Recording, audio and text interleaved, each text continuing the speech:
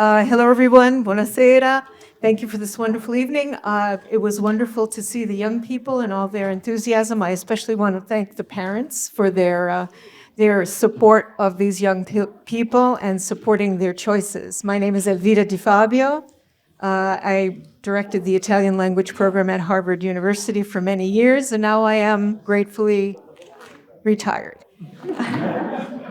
But thank you, Ivana Maroncelli, for inviting me here.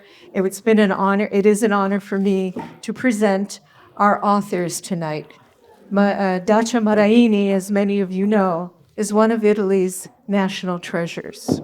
She's been writing for 70 years. She is a professional writer, and we'll talk more about that later. But I wanted to emphasize how much she has written. And she's written every genre possible: novels, short stories, poems, theater, essays. She's a regular contributor to the Corriere della Sera. I'm sure you can enjoy her writing. And she's recently submitted something just this week about her time here in the United States. Her most recent memoir, actually, written or published in 2023, is entitled Vita Mia. And you would think that with a title like that, the book would be about her 70 years of writing. But in fact, it concentrates just on 2 years of her life, when she was between the ages of 7 and 9 years old. And her family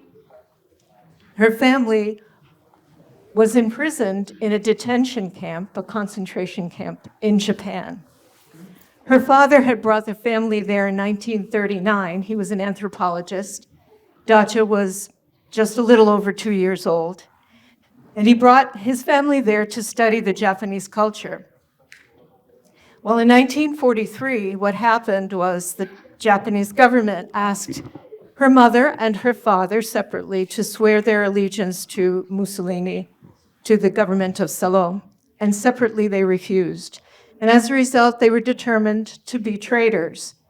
And the parents, along with the 3 children, Dacia being the oldest of 3, were interred in a concentration camp. And there they all suffered great hunger, cold, humiliation, denigration on the part of the guards. The Japanese people themselves were much kinder. But the guards constantly told them about the control they had over their lives, and they actually denied them nutrition and food, especially the young children. They were dying of hunger at one point. And Dacia recounts how the only thing that saved her during that time, that took her mind out of this terrible suffering, was the story that her mother would tell them about Pinocchio. Her mother would tell the story of Pinocchio, and as a result, Dacia was able to leave behind the reality of those horrible conditions and imagine another kind of world, and even a world where things were better and there was justice. And I want to read you a quote from Dacia herself. Falling in love with a story is like falling in love with a person. It tends to occupy your life, your thoughts. You can't do anything else for a long time. And that's where I discovered why the title of this story, of this memoir, is Vita Mia. That was her life, and that's what defined her life, the rest of her life, these 70-odd years of writing and storytelling. Storytelling in a historical sense as well, storytelling for social justice, women's rights, diversity, gender equality. Every object, every subject you could think of, we have Dacia, our treasure, expressing and defending those points of view, never afraid of controversy. And she's been awarded 7 honorary degrees, and and has been awarded some of the major Italian literary awards that there are, including one from England as well for fiction writing.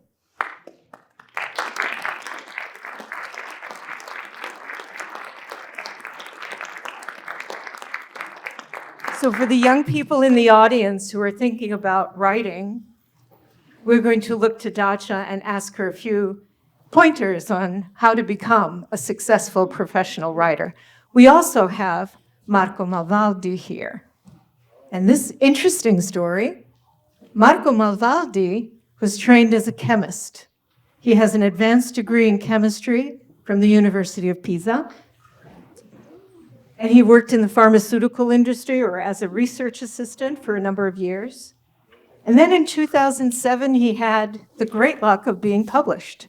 His first very popular novel of what is called the Barlume series was published. And from there went on to publish another 10, 15 books in the Barlume series. And in fact, the series has also been turned into a television series.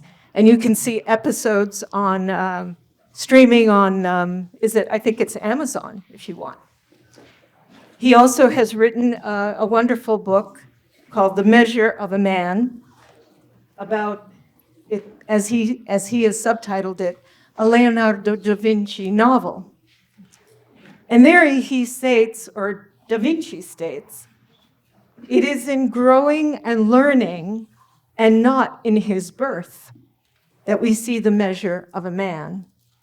And the measure of a man we see in Marco Malvaldi, who has grown and learned since 2007, especially with the publication of his novel. And I believe now you may have abandoned the field of chemistry and have become a full-time writer as well, moving on to other forms of writing, including 2 novels, these are crime novels, by the way, murder mysteries, with his wife, Samantha Bruzzone, as well as children's books. And you've also written about science and culture, so you haven't completely abandoned your science or mathematics, and you have brought it into this wonderful field of literature. So for those of you who are studying science as maybe a major, there could be a writing career in literature for you waiting in the near future. So with these introductions, I'd like to start by asking about, in fact, the creative process. And one thing that I'd like to know is about character. How do your characters come to you? How do your characters, Dacia, come to you? I know that you've done a lot of research. Many of your characters are based on historical figures. And Marco, maybe when we talk about Barlume, you can tell us how those 4 wonderful, engaging, elderly sleuths came into being. Do the characters come to you? Do they visit you? Do they linger? Do they reflect who you are? Well, I think Pirandello was right. He wrote a famous play called 6 personaggi in cerca d'autore, 6 characters in the search of an author. And I think when a writer writes, is a little bit like what Pirandello says. They are, in this play, they are actors on the scene. They are playing, and a strange thing happens from the audience, which is empty. They come up, six persons. They go up and they say, "What are you doing?" And they say, "Well, we are acting." And they say, "What do you know about our story? This is our story." And they say, and they sit there and they tell their story because they are the real character. Well, in a way, I think that when you write, it happens something similar, in the sense that you start imagining characters, but then the characters take place. They decide what they want to be. They become protagonists. They know better than you. For example, when I wrote my more famous book called The Silent Duchess, which in Italian was called La storia di Mariano Cria. Well, I thought that I started from the beginning, and I thought at the end she was going to die. So I was prepared to write her dying, and then she said, "No, I don't want to die." And she was right, because they know more than us. I mean, than the author. They are the character, and if you are wise, you have to follow what they say, because they know better than you. So you can't force the character. The character take place, take space. They become vital, and they go on, and you have to follow. For me, I absolutely agree. The characters rule, and you just follow. And most of the story is built on by characters. And actually, when you draw a character, you don't actually invent anything. You just take a person and you shape the person. How would you like that person to be? You try to combine an actual person, a real person, with your desire about that person and about the kind of person that you would like to meet at that point of your life. It's just like the imaginary friend. Sometimes it's the imaginary enemy. Sometimes is. And for me, for example, for the four elders, they are both a mix of theory and practice, because two of them are functional and they are drawn directly from classical comedian. They're drawn from the characters of Theophrastus, a classical book about a Greek comedy, and they are the cynical and the outspoken man, the man that knows always the solution, even if in fact he hasn't any. So these are two characters. The other two characters are drawn from a strange kind of reality, because the third elder man, Aldo, is how I do imagine myself at 90 years. And is a sort of a wish. And given the fact that Aldo is a widow, as his wife died, my wife didn't catch up this quite well. But it was a narrative requirement. And the old man was my actual grandfather. And starting from the name, Ampelio is the name in the novel, and is a strange name in Italian. But my grandfather actually called himself Varisello, which is unexistent. He was the only one and only Varisello in all the Italian state, and it's a fortification during the First World War, and he saved his life in this fortification. And he said to his wife, "If I go back and alive, if we have children, the first two children will be christened with this name, the name of the fortifications." And the fortifications were called Varisello and Roncia. So my grand-grandfather came home, and he had two twins, one male, one female, Varisello and Roncia. So my other two pro-ons were called Trieste and Varese, because the grand-grandfather was working in train station. So when he conceived the children, then he baptized the children. So I understand that the characters can come from real life. You're very experienced, you're meeting them, and your historical, the research that you do around these historical figures. I must say, Marco, that in reading your books, I also heard you in your books, in the figure of Massimo, perhaps, and the narrator in The Measure of a Man. And that was even before I met you. I thought, this must be who Marco is. And would you agree with that? Do you see yourself in your characters? Well, this is Massimo is what I could have become, having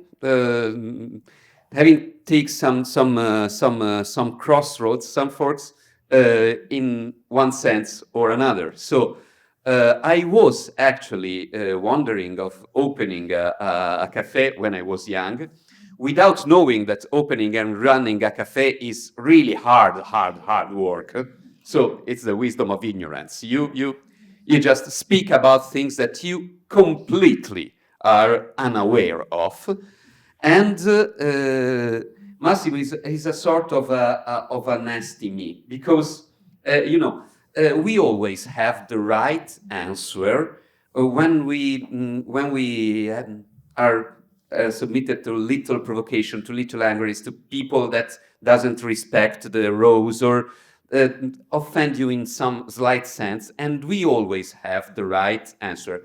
Unfortunately, the right answer comes to us exactly 2 hours after the moment when it should arrive. So Massimo has this unloyal advantage of being a fictional character, so he always has the right answer, and this is my vindication. Now, even for you, Dacia, I understand that even Mariana Ucria, in a certain way, represented or reflected your experience when you came back from Japan, where you spoke only Japanese. You weren't even familiar with the Italian culture. Familiar a little bit. It was spoken in the house, but anyway, yes, I thought I was a little Japanese girl. Because I didn't know it. I didn't have any remembrance of Italy. For me, it was a very strange country which I didn't know at all. So, no, but in a way, Mariana, she's deaf and mute. And it's true that for a certain time, when I came back from Japan, I used to be sort of mute. I couldn't speak, so it took me a certain time. But the problem of historical books is that in the historical books, there are no details. I mean, you know about wars, about kings and soldiers and but dynasties, but you don't have the details. For example, which music they were listening to, or which books they were reading to, or which dress they were dressing, and so you have to. I had to search and find news in for example, diaries, in wills, because in the wills, specifically in the 18th century, there were many details, because they were speaking about, because it was a ceremony, a great ceremony that lasted for several years, days. So there was a description of what they used to eat, and what the costumes they had, which horses they used, etc., etc. So it took me 5 years to find all the details that I needed. And this is the problem. Naturally, you don't. Historical book is a revisitation of a place. You put your own idea of a place. It's never really exactly what it was. It can't be, because you look at the future, at the past, with eyes of today. So it's something very far from today. But anyway, it is an interpretation. And it's very important. It's like when a musician, for example, plays Mozart or Paganini. Now they are from another century, but he's there. I mean, as an author, but in the same time, there is the person who puts his own interpretation of this guy. This is a little bit what I think when you write a historical book. And I understand you're now writing a theatrical piece. Yes, this was asked to me. Yes, a revisitation of Shakespeare, very, very, very difficult. So in order to be a great and successful writer, you must also be a great reader. Oh, yes. Well, but it's not a duty, it's a passion, it's something. When I remember I was a little girl, my mother says that while I was still, when I was 3 years old, and I couldn't even still read, I was going around with a book. And sometimes she said, but it is on the wrong way, because I was now acting the reading, and I went on. And usually I have small books for the pocket. For example, when I go around, I have to always to read, and then once, for example, I fell down and when I was skiing because I wanted to go up ski lift reading, which was impossible. So no, I couldn't live without reading. I mean, I feel that is my nourishment, but also passion, something that you like to do, no? But the problem is when I go in the schools, for example, is to give the others the pleasure to teach, not to teach, but maybe, come si dice, contagiare? Come si dice contagiare? Contaminate, like an illness, but it's a good illness. The pleasure of reading, I think that if you give it as a duty, they just go away. But if you tell the children that it is a pleasure, and if you go in a class and you say, I've read the book, wonderful book, I want to tell you the story of this book, the pleasure can be contagiated. So, and since you are both such successful writers, I was wondering if you might tell us about this is your job. So tell us about your daily job. What do you do? What does your workspace look like? How do you create? In what environment do you create?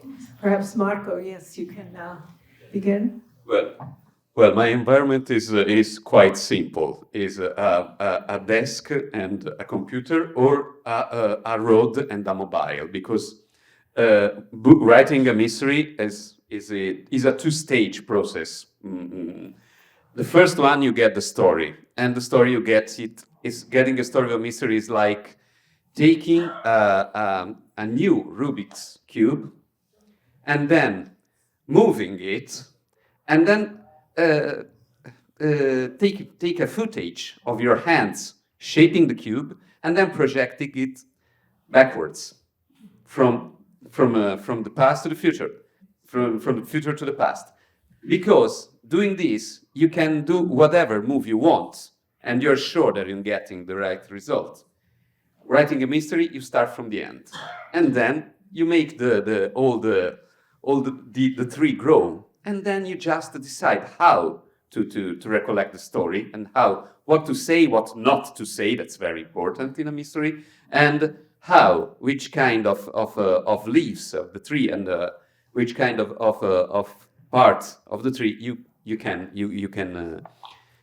write. And this is the first stage, and the most part of it I do it by walking with the mobile or walking with my wife and speaking with my wife. That's often a co-author of the books. The second part, it's made of really of waiting. It's not often. Dacia is absolutely right when she says about the character, but it's right even in writing. Sometimes you don't write. You are written by your thoughts and your ideas, and you sometimes appreciate what you write while you're writing. You sometimes write and say, no, this is absolutely dull, this is absolutely horrible, and you have the advantage of you can get rid of it, and then you read and make. You call other person and make them read for you, because this is absolutely, it's fundamental. You can't judge all by yourself. And you can't judge all by the same moment in which you write. You sometimes write, the very morning in which you write, you say, okay, this is wonderful. You read it 1 week after and say, oh, I shall not drink too much Cabernet this time. But, and this is the first part, and it's the morning writing. The afternoon is only reading or studying because you train, because it can't be done without keeping your attention, without keeping your focus on. And one thing that I think about writing, about reading, that is quite more important than writing, is that reading is quite more active than we think. When you read a book or read a novel, you don't read a manual of instruction about fixing your boiler. You read a sort of words, but your inner world is built while you read. The same book written by me or read by you is not the same book.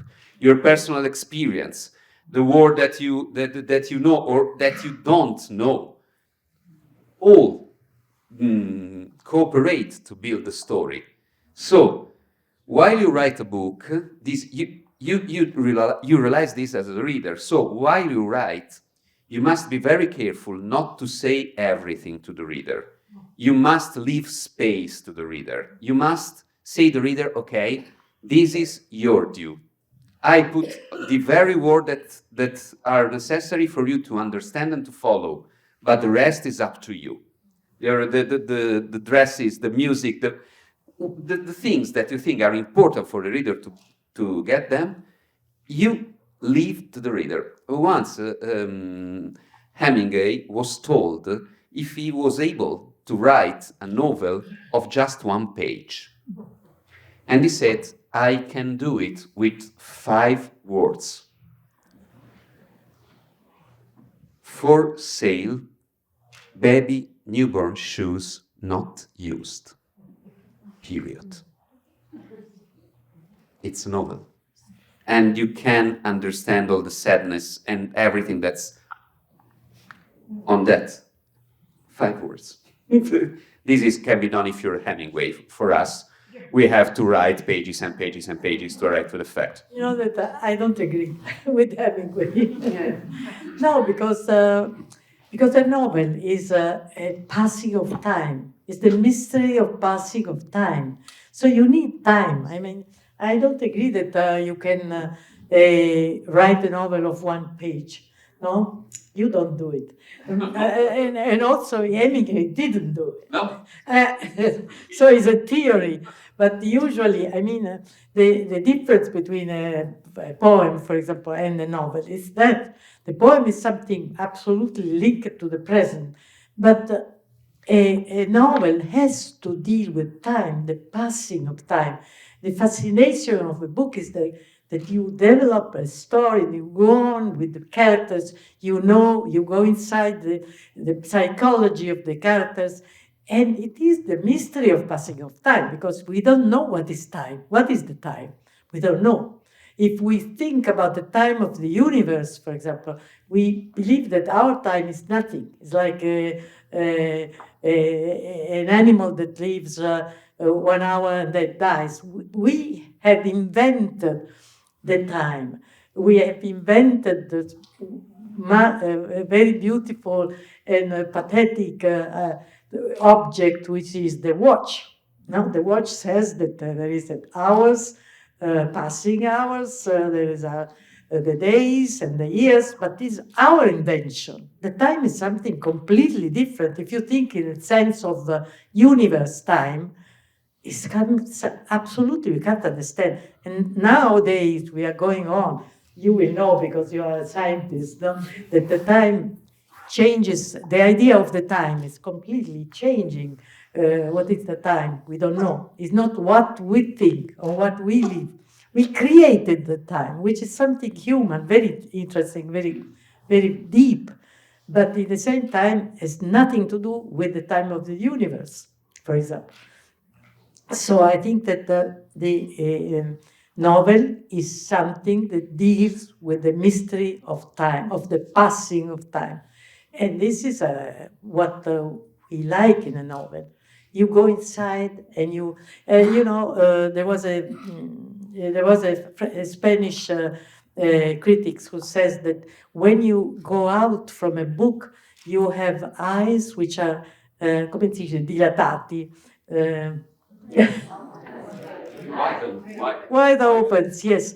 And it's like a experience of drag, really, because you are completely changed or something in you. If you read really going inside the book, you can change your mind, you can change your feelings. So there is a transformation of the personality. That's why it's so important to read, because reading is something that changes you, that changes you.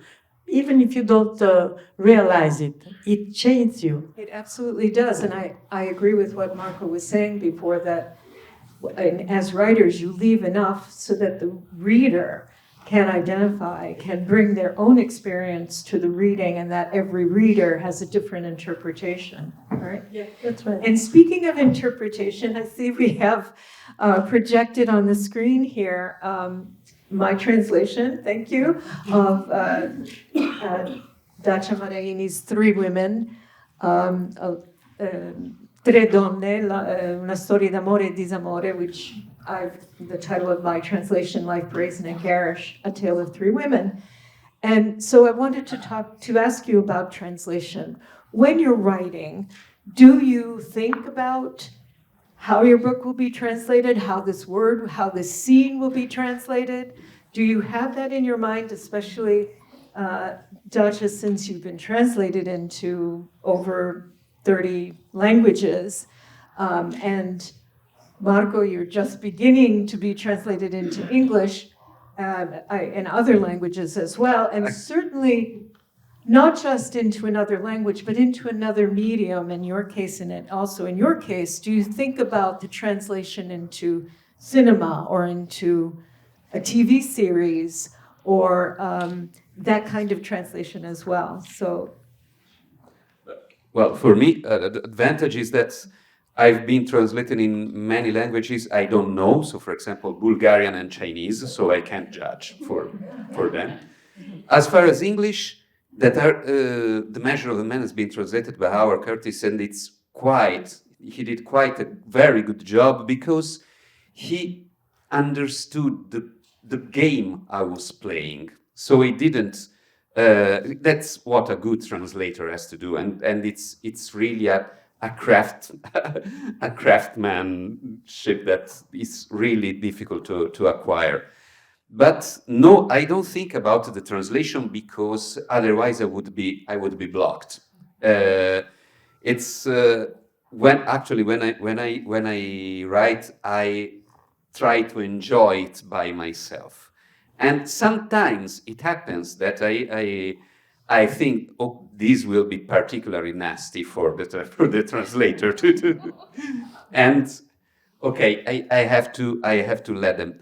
But this is something that is peculiar of writing in your own language. For example, I am particularly fond of an American writer, that is Ring Lardner. That is absolutely impossible to translate from English into another language. He really writes. The language in which he was writing was called Ringlish, because it was his kind of English. And I tried to when I was almost good in English, I tried to read this writer, and I say, okay, maybe I begin to understand, but I think that I understand maybe 50% of his jokes, of his references, of the way in which he writes. So the fact is that when you write in a language, you use many features of that language that shape the way in which you think, and so thinking about the translation would be not correct. And you understand it when you understand how other people in other country use your language. For example, when you understand that in Singapore, Singlish, which is a particular kind of English, is, for example, when you want to say in Singlish that you're wrong, you say that you're left, because it's the contrary of right. And this is how how you shape language and you use the language. So I leave the work of the translator, that is a very difficult work, to the translator. I write, and I try not to care about it. Yes, there are many writers which are difficult to translate. Joyce, for example, Emily Dickinson, Conrad. Even I translated a little book, wonderful book by Conrad, which is The Secret Sharer. Well, for example, in Italy, we don't have the equivalent of the word sharer. Cioè, to share, sì, condividere, ma non c'è il condividore. Condivisore non c'è. So I had to change, for example. Well, this is what the important thing of a translator. It should be somebody who creates in its own language. For example, the things that are more difficult to translate are the metaphors. And metaphors are all different. The metaphor has inside the culture of a country, the habits of a long time using a certain kind of relation with reality. So it's very difficult to translate. But, well, a good translator can be somebody who finds in his own language something which is similar. It can be the same. Can be the same. One thing I want to say, because I think it's for this evening is interesting. I was in Vietnam because there was a book of mine translated in Vietnam. So I went to see. I was in the university, and I asked, "Why do you study Italian?" Because there was lots of people studying Italian. Because in Vietnam there are no Italians. There are no Italian community as here or in America. No. Well, and so I was curious, and a little girl with the, come si chiamano le trecce, picture, came and said, "Because your language is beautiful." And I was astonished. I said, well, but it's true. I mean, the Italian language is not the more spoken, that's we know, but it is between the four more important languages as studied, you know. Because it's the language of the music, of the opera, for example, and people find that it is a beautiful language. By the way, what he was saying before, il Presidente Pertile, he says, because our language changes. You know, the problem of our language is that we started in Europe, at the beginning, we have been the first to get away from Latin and to start with the Italian language, which was called volgare. No? Well, what happens? Dante, it was the first in Europe to use a language proper to the country. And it was very important because in the language you have the idea of the, come si dice, of the community, of the united state of Italy, because Italy was divided. No? So if you speak a language which is regard all the country, it's just an idea of unity. Well, then Ariosto, Caccio, etc. What happened? This is the great problem of the Italian language. When the reform was started, well, the church established that they had to make the counter-reform. And the counter-reform, this is my idea, has been a disaster for the language, for the Italian language, because the counter-reform, in the counter-reform, the church and all the community of learners, how do you say, insomma, le persone importanti, had to go back to the Latin. That's why we didn't have the language, the united language till till the end of the Second World War, you see, because the church stopped the development of the language. You know that, for example, Galileo Galilei, in the 13th century, he wrote a book in Italian called Le cose che galleggiano sull'acqua, no? In Italian, in volgare. You know that he has been persecuted because he used the Italian language not only by the church, but also by the community of the scientists, because they say that he should write in Latin. This is the problem of our language. So what we had, it was the dispersion of the Italian language stopped to develop, and we had the dialect, regional language, which are important languages, Venetian language, Sicilian language, Tuscan language. They are language, but they were not written. They were spoken language. This is the problem. Only in the academies, for example, they had Latin. They had to. It was a duty to speak and to write in Latin. This is the problem of the Italian language. So the linguistics say that really the Italian language became popular and in all Italy with the radio, with the invention of the radio, because for the first time the language entered in the houses and the people started to speak a language which is common to all the country. With that, we can bring it back to where we began, which was a celebration of language and of the public schools and the universities who participated in the contest.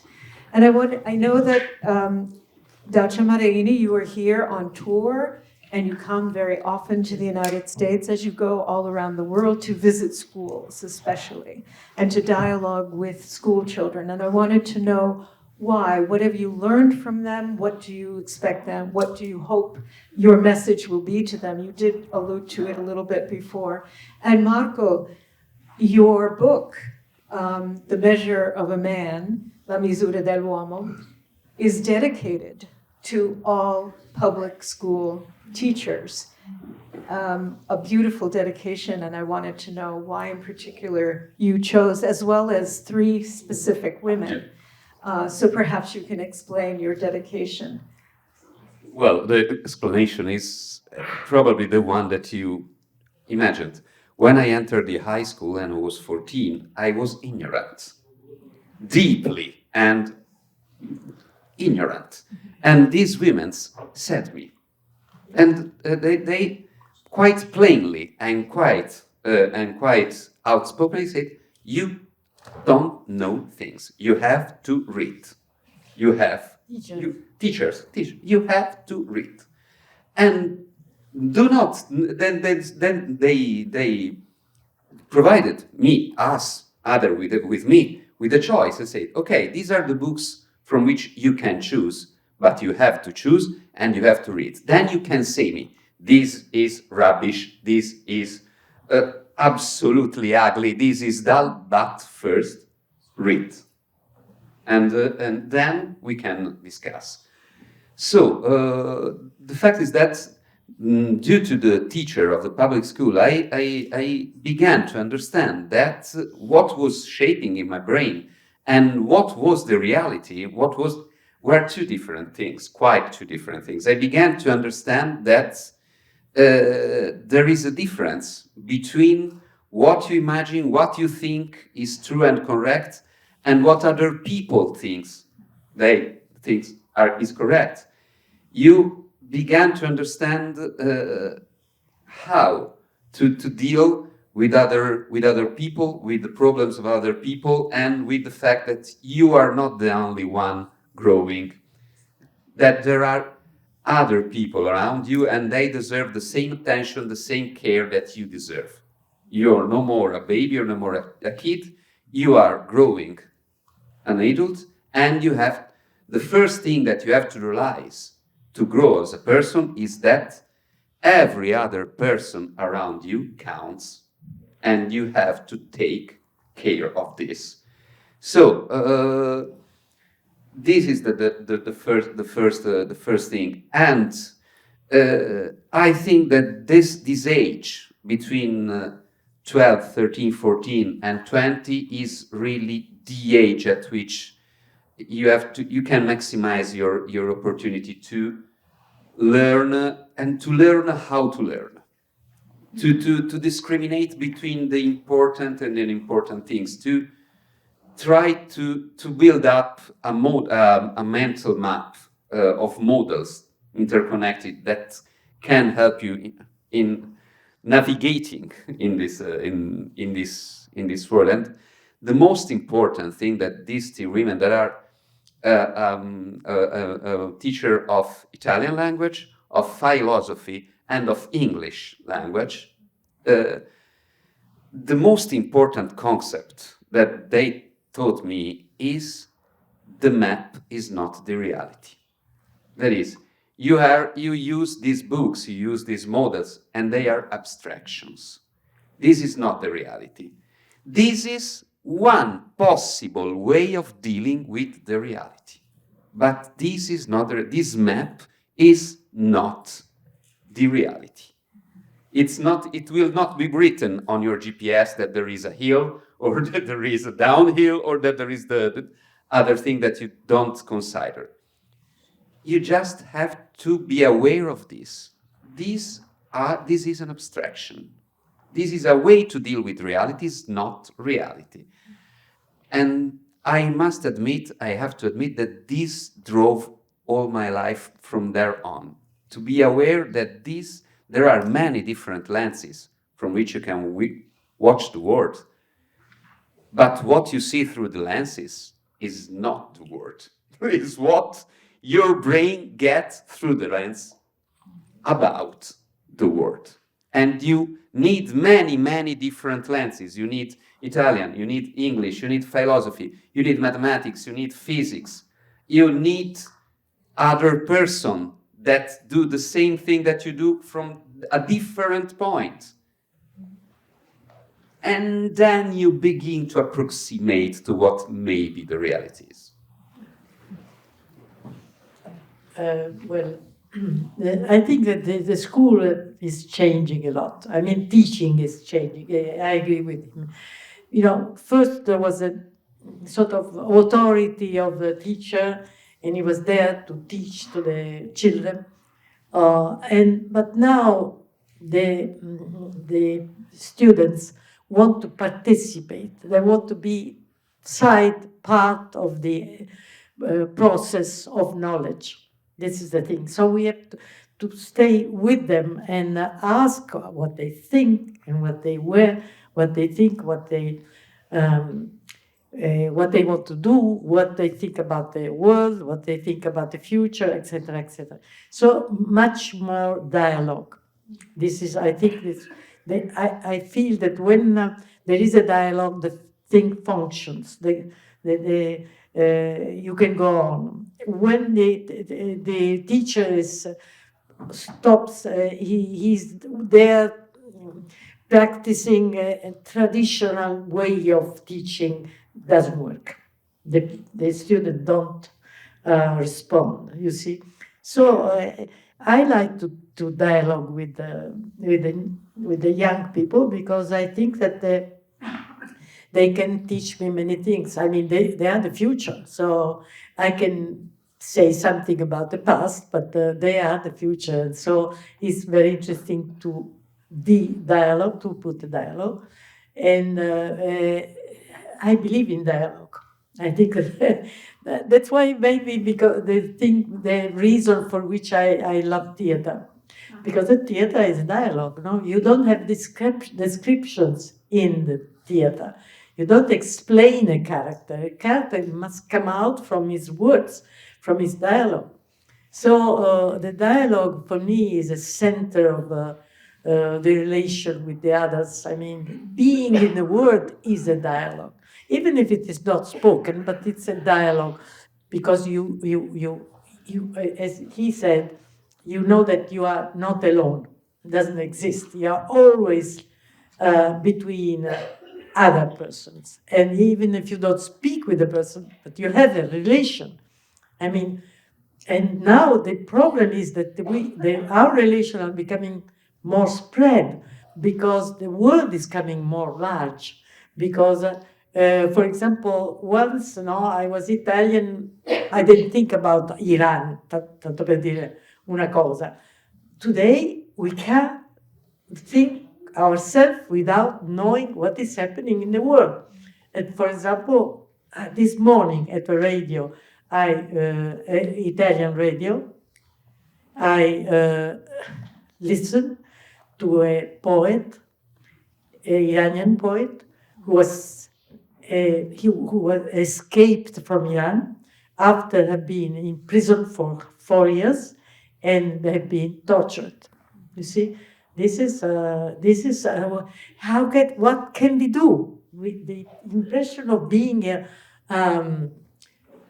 impotent? Si può dire impotent? I'm sorry, when I'm tired, I forget the words. Well, powerless, that's right, powerless. In Italian, impotente. We feel that what can we do? But maybe speak about these things is important. No, maybe think about, maybe reason about these things, which belongs now much more than before to our life. And that's why I think that, and I feel that when I'm speaking with the young people, they are very interested in what is happening in the world.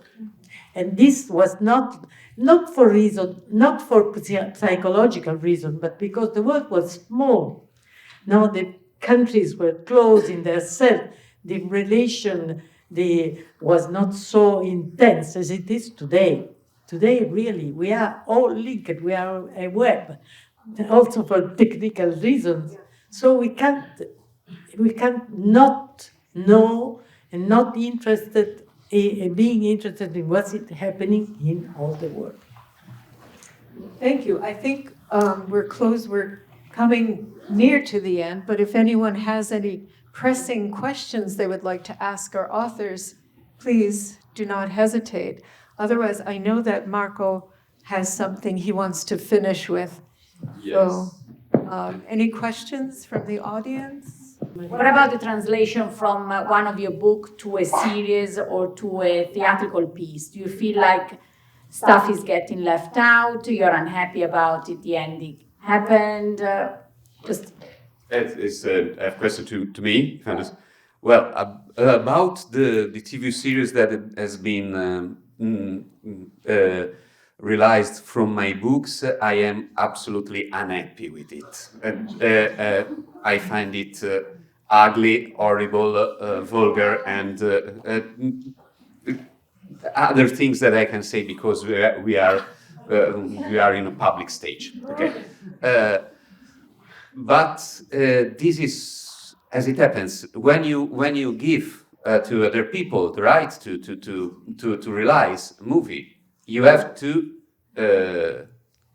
They are realizing the movie. I'm not a screenplayer. I'm not a expert in score play. I'm not expert in movies. So I have to trust them. I did it, and I was not right, but. The fact is that this is not my piece of cake. This is not part of my knowledge. So I can say that given to me, I would have done a different thing and probably a worse thing, but not that kind of thing. Theater, I like it quite a lot more because it's particularly for me, my books are quite grounded on people speaking and people listening and how they use the language and how they time their response. So they are not book of actions, quite book of speaking and listening and so on and so forth. So I like them more, but I think that it seldom happens that an author is happy with the translation, with the TV or movie translation of these books, because it's quite unlikely that the director has the same mind of the author. They can try to catch the spirit, they can try to catch the intention, but it's a different piece of art, it's a different piece of work, so it's natural that they are two different things. The difficult thing, and I finish, is to not to be influenced by the TV or by the movies that are pulled off by your books. And for this one reason, I don't from third season on, I don't watch to the TV series. So not to be defaulted. But for example, Leonardo Sciascia, a giant, a great Italian writer, did not even went to the cinema to see the movies realized by his books, because without a sense for creativity, they say, because otherwise I would be influenced. It's not, I cannot avoid this. And so I want to be Leonardo Sciascia, they are the filmmakers. In the meantime, I would like to ask, me too, I would like to ask one question to Dacia. I've read some of your books, and a part of which always interested me very much was your living in Japan. What did Japan leave in you, in your writing? What did Japan give you? No, I'm very friend with the Japanese, because when I was in a concentration camp, I understood and I learned that the people around the camp, they were with us. I mean, they were for us. They didn't saw us as enemies, no? Instead, the guards were very cruel and sadistic, absolutely. For example, they would sit on the balcony to eat while we were dying of hunger.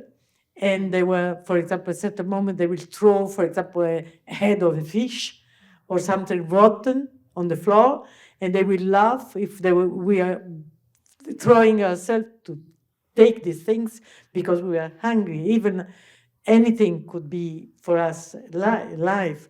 So, but it was very important to understand and that the Japanese people were not against us. The majority, I mean the people, normal people. You know, what I learned in the camp is that when somebody has the complete power, the absolute power, life or death, on a person, can become sadistic. There's something human, I think, because it happens also in a life normally, you know. For example, some time ago in Italy, in a house of ancient people, for example, the nurses, as they had the complete power on these people who were very old, they couldn't react. And they were sadistic. They realized, because they put some video, and they found that they were torturing these people, you see. So I think that maybe in all of us, there is this something hidden, but can come out, is the power. When you have complete power, but complete power on somebody, can transform yourself in the pleasure of seeing somebody is a sense of power. I think that the sense of power can become a delirium. No, this is and I learned this in the camp, and so and now, even now, I have great friends in Japan. I go very often. I have been 3 months ago. I was in Japan, and they published all my books. So no, it's a very good relation. Luckily.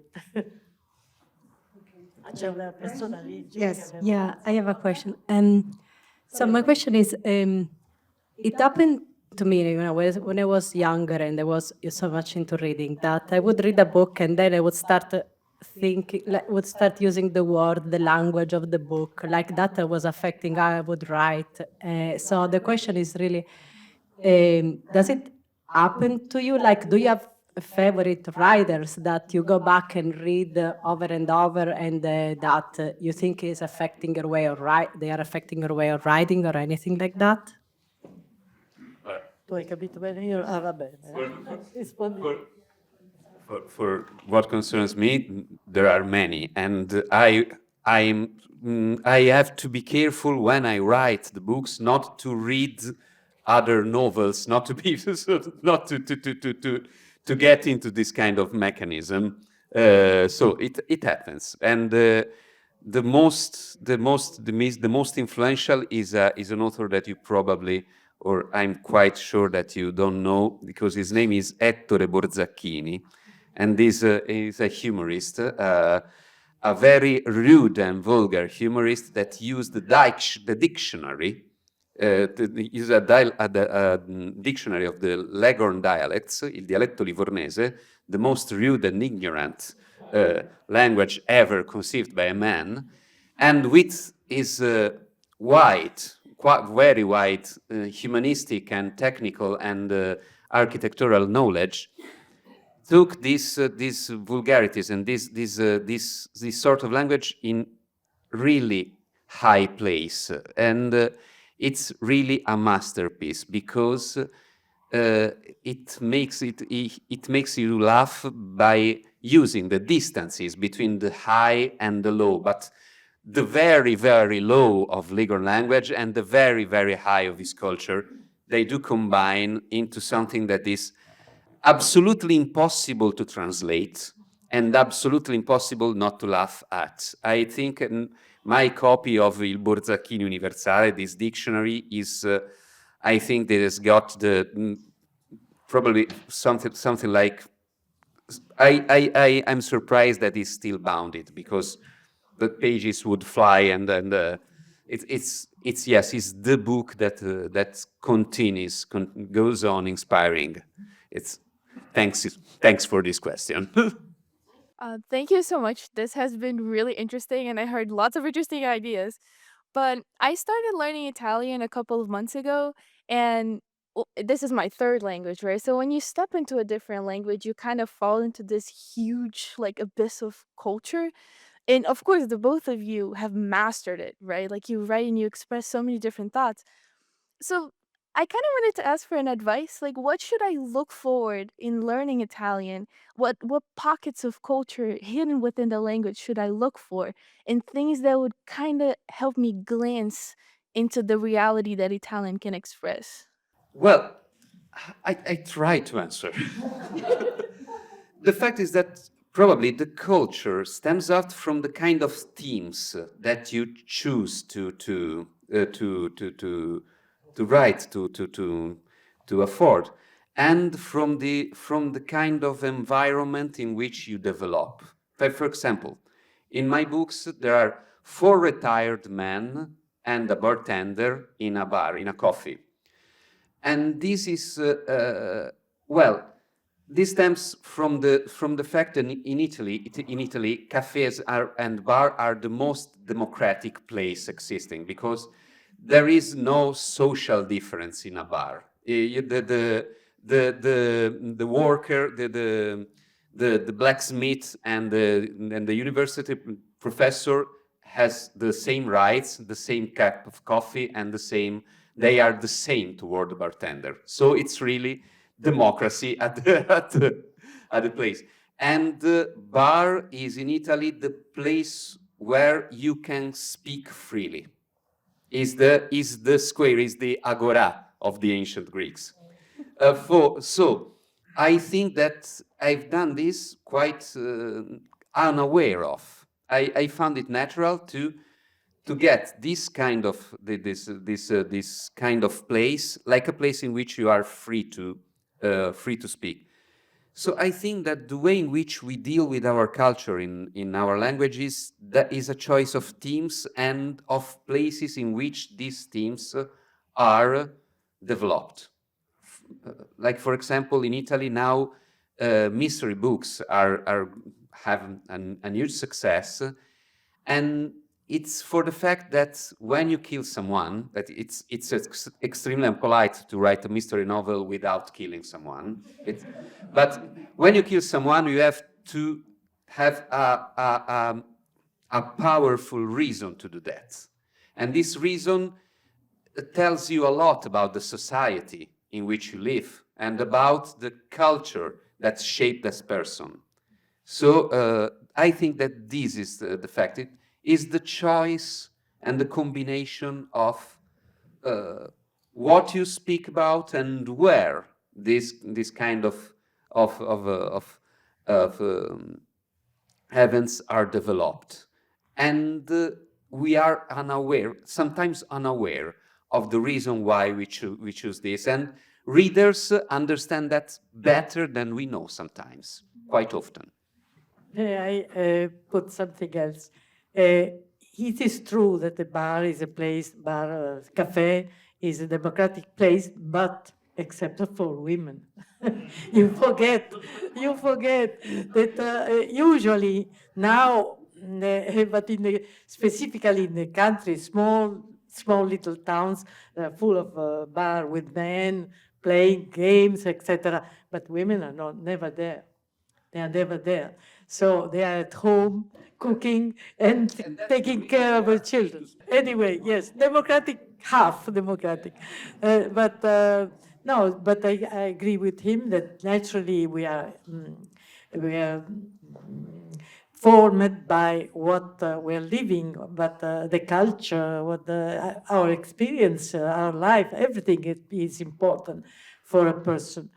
Another thing that I don't agree completely is when you say that when somebody kills somebody else has a strong reason. Well, you know, in these days we have, unfortunately, the chronicle expose us a situation in which specifically young, for example, a man killed his fiancée with 36 come si chiamano, coltellate, come si chiama? Knife rounds, and he doesn't know why. He says, I don't know. You know, and sometimes, but this happens today, maybe more that you don't know, or maybe there are reasons, but he doesn't know. Yes, but this doesn't mean that there aren't reasons. When someone kills some other people and knows no reason, this tells me much about the society and the environment in which it's called. I don't mean the reason why. The reason there are cultural reasons. Maybe there are cultural reasons. There is a reason. If you live in a society in which a man kills the woman with which he lives quite more often than a woman kills the man with which he lives, this tells you something about that society. Yes, this tells you something strong about it. Absolutely, yes. But not because women are better than men or more, how can I say, pacific, but because the women have learned to sublimize, si può dire sublimize, to sublimize their aggressive instinct, because they have been forced to sublimize. Instead, men, no, because, for example, to a man, you say, you don't have to kill, no? There is a taboo. Religion say you don't have to kill animals. But in the same time, the law says, when I tell you to kill, because you go to the war, or because you defend your honor at home, etc., you can kill. Well, this doesn't happen to women. Women have always taboo completely. They don't have to kill, never.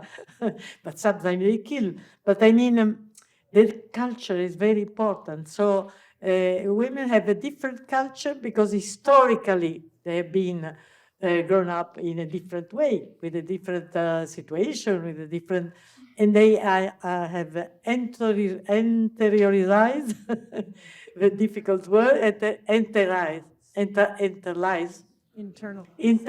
that's right. Cioè in italiano interiorizzato certain laws, taboo, for example. The taboo of killing is much more strong for women than men.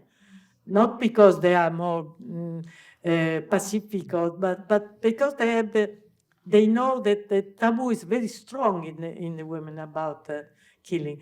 When they kill, usually they kill the children, but not the husband. The chronicle says that every 2 days we have a man who kills his wife or his fiancée in Italy, but also in America, everywhere in the world. In Mexico, there are more or less 10 women killed by their companions every day. So it's a problem of today.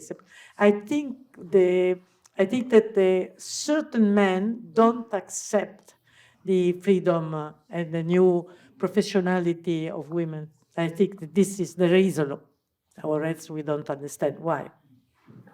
I would like to lift a little bit because and that now I will have to switch to Italian, but don't worry, because people that doesn't speak or don't understand well Italian, because neither native speakers Italian will understand what I'm going to read, because it's not a language, or better, it's almost not a language, it's a poem. It's a poem by Fosco Maraini, the father of Dacia, that was a great poet. And this poem is called Il Lonfo. Il lonfo non va terca né gluisce, e molto raramente barigatta, ma quando soffia il bego a bisce bisce stilenca un poco e gnagio s'archipatta. È frusco il lonfo, è pieno di lupigna, rafferia malvosa e subbolenta. Se cionfi ti sbiduglia e ti arrupigna, se lugri ti butalla e ti criventa.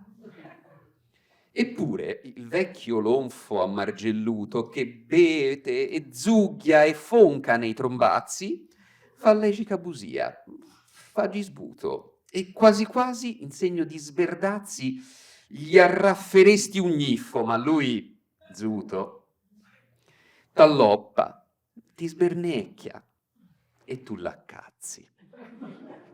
Bravo.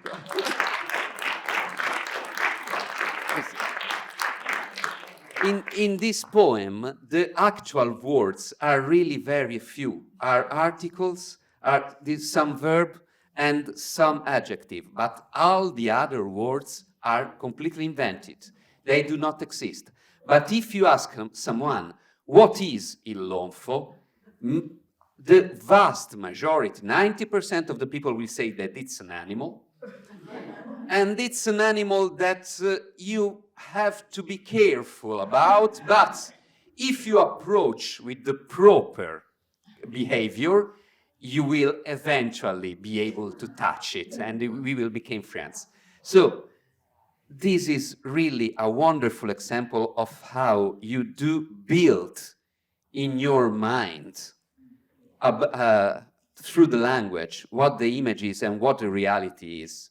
And I think that this book by Fosco Maraini, L'agnosi delle fanfole, other two words that actually do not exist, is a wonderful masterpiece of using the semantics by not considering the meaning of the words and only by relying on the people listening and reading. Is a completely giving to the reader the change of saying, okay, now I say something, you have to understand what I'm speaking about, and don't worry, you will understand even if I hide 80% of the words. I must say that my father knew 9 languages. 9 languages. He had a wonderful memory, which I didn't take, unfortunately. But he used to play with words.